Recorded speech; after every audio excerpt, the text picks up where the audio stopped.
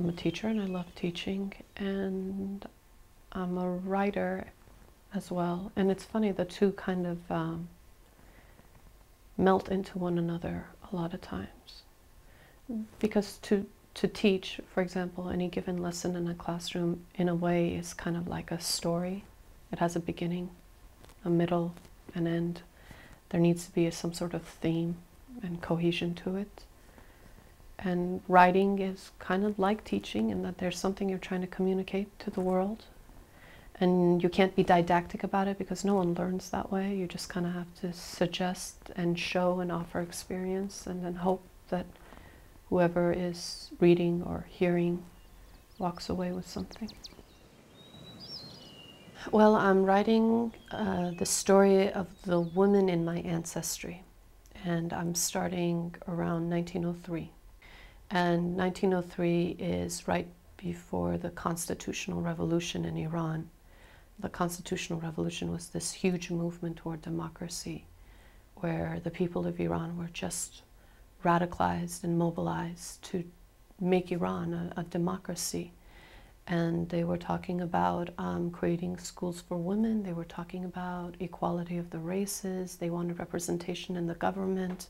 But the book itself isn't just about the constitutional revolution. It's about the lives of these women. And the women existed in these households. These particular women, Jewish women, a minority group in Islamic Iran, they lived in this sort of estate. They were upper class. And if you can imagine, there's a courtyard, and their entire lives essentially took place between the walls of this home.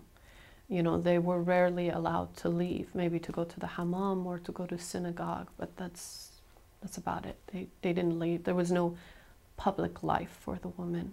And so that's kind of what the book is about, and how these women lived, and their progeny, all the way up to the exodus to Los Angeles. There's a lot of texts coming out about Iran, and a lot of information falls into the category Orientalism, you know, this whole notion of romanticizing the other, of making the other very exotic. And hopefully what the critics won't say is that it's exotic, that the rich, lavish life of, and that's not what I'm trying to create. I'm trying to create the reality of what these women lived. And the ability to construct reality out of research and even first-hand stories, you're kind of stunted in what you can do.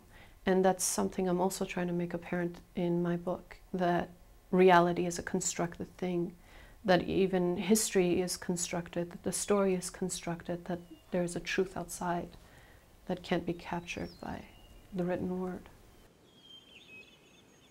When I got here, I threw away almost everything I've been working on for the last 2 years and started all over again. And I think part of it was because I felt that there was a note of falsity in my voice, that by trying to distance myself from the story to be objective, I was fabricating too much. I think I lost the hesitation of using the word I.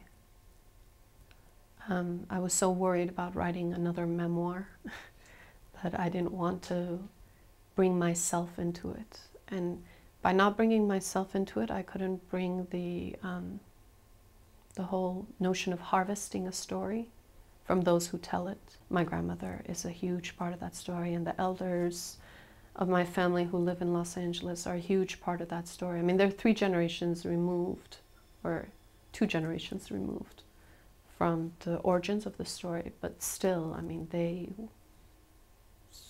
grew up with these women. These women were their caretakers, and so their voices matter. And I found the courage to bring my voice in, and through that bring their voice in as well. The funny thing is, when you read the history and you do the research, especially during the Constitutional Revolution, even though these women were secluded and cloistered, there was groups of women leaving their homes in droves and protesting and striking and sort of organizing boycotts of British textiles and organizing. And then the question is, how the hell, if you're sort of isolated in the prison of the Andaruni, the inner home, do you come out and do you find other groups of women and organize? And they had secret clubs that would meet, I mean, there's that face of the woman of Iran that needs to be shown. And of course, there's also the oppressed too. I mean, most of these women in 1906, 1909 were denied access to education, couldn't read and write. I mean, certainly depending on class. So I want to show the experience of the woman, both the vulnerabilities and the oppression, but also the strength. And also to show how something that was beautiful and good, the motion toward a democratic Iran, was interrupted, and interrupted from the outside.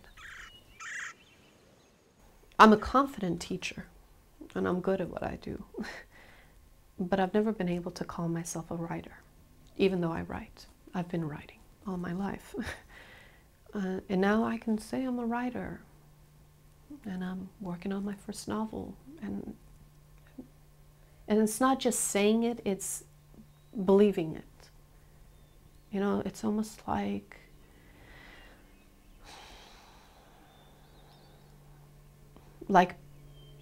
through the act of naming, you come into being.